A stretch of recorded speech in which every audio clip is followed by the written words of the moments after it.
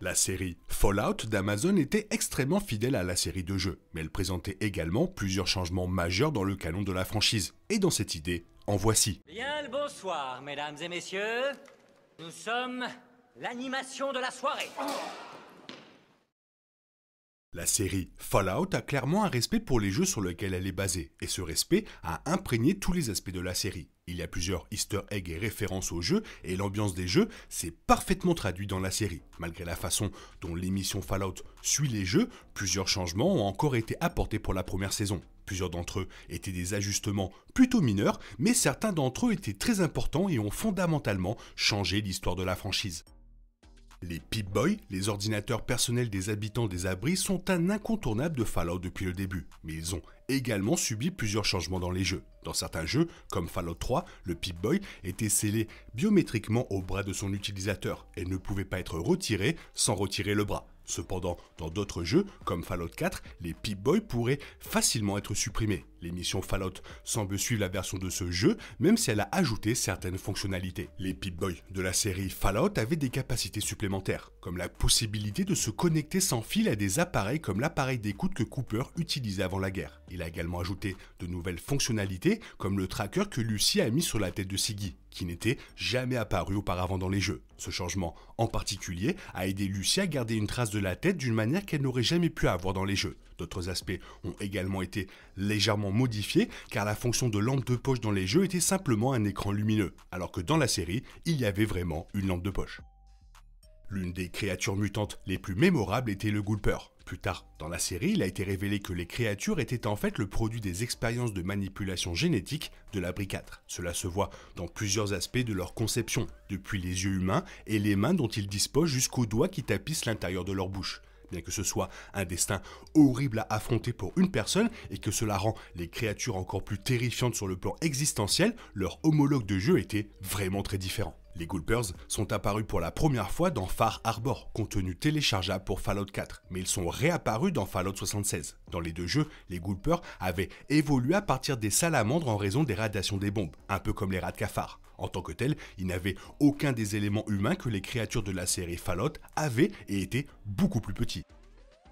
Les ghouls ont connu certains des plus grands changements par rapport aux jeux. Dans la série, comme dans les jeux, les ghouls étaient des personnes qui avaient été exposées à des niveaux de radiation mortels et qui avaient survécu. La survie avait cependant un prix car elle transformait la personne en ghoul et lui donnait une chair rouge et une vie extrêmement longue. Dans la série, les ghouls étaient presque immortels et pouvaient guérir de presque toutes les blessures. Elles devaient également boire des flacons de liquide pour éviter de devenir sauvages, ce qui s'écartait de la manière établie des ghouls de devenir sauvages. En raison de la nécessité de ces flacons et du fait qu'ils étaient si chers, il était presque inévitable qu'une ghoul devienne sauvage. C'était tellement évident qu'il était considéré comme impressionnant que la ghoul ait survécu depuis la Grande Guerre.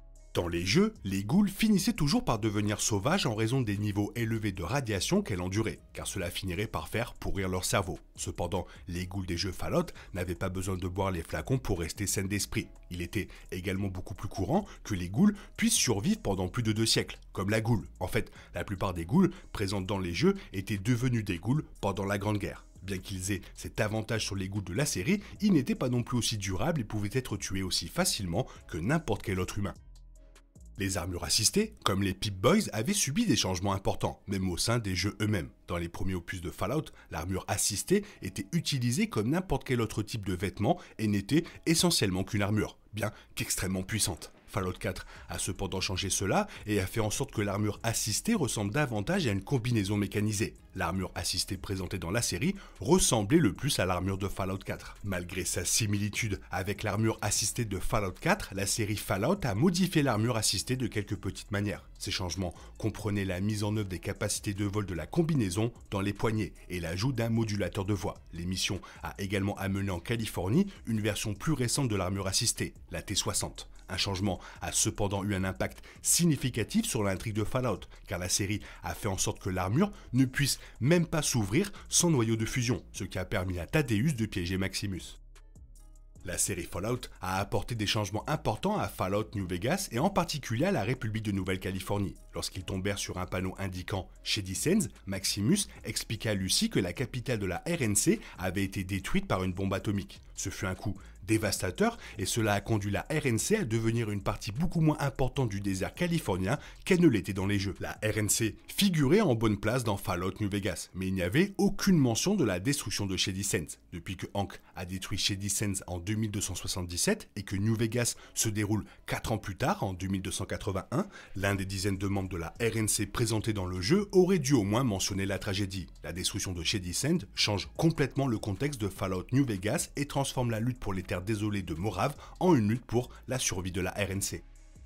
L'Enclave, un groupe qui prétendait descendre directement du gouvernement américain d'avant-guerre, était une faction majeure dans plusieurs jeux. Au moment de Fallout New Vegas, l'Enclave comptait très peu de membres qui opéraient encore en Occident. La plupart d'entre eux étaient soit retournés sur la côte Est où l'Enclave était beaucoup plus forte, soit avaient rejoint d'autres factions comme la République de Nouvelle-Californie. De ce fait, il avait très peu de pouvoir en Occident et encore moins d'influence sur les événements majeurs des jeux. Dans la série Fallout, l'Enclave opérait toujours dans le désert. La branche principale de l'Enclave n'a pas été montrée beaucoup, mais Siggy Elzig s'en est échappé avec la clé de la fusion froide. Il y avait aussi un groupe dissident plus petit qui dirigeait le commerce d'organes hors du Super Duper Mart. Le niveau d'implication accru de l'Enclave en Californie était très différent de la façon dont New Vegas les représentait. Mais la saison 2 pourrait expliquer comment ils sont retournés dans le désert.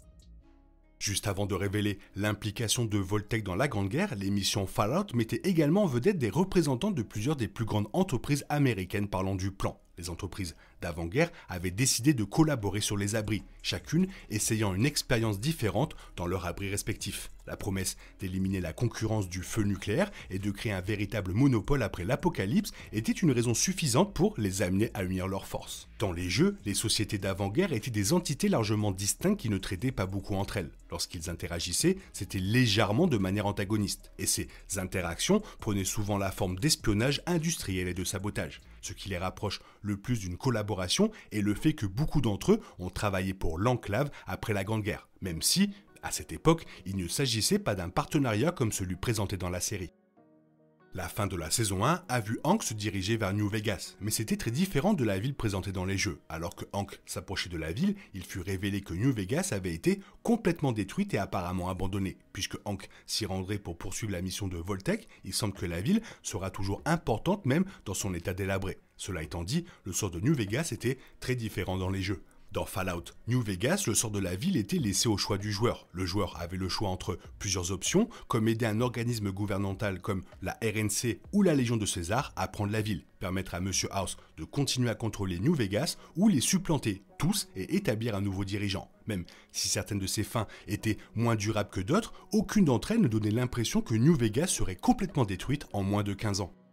La destruction de la RNC de New Vegas a constitué un énorme changement par rapport au jeu, et elle laisse l'avenir du désert et de l'ensemble de la franchise incertain, en raison de la position stratégique de New Vegas en tant que port d'entrée entre l'Est et l'Ouest. C'était un territoire incroyablement important et bien gardé. Celui qui a pris la ville de New Vegas y aurait établi une présence massive, et seule une organisation vraiment puissante aurait pu la détruire avec autant de protection. Le responsable sera probablement révélé dans la saison 2, et il pourrait s'agir de la faction la plus dangereuse que la franchise ait jamais connue.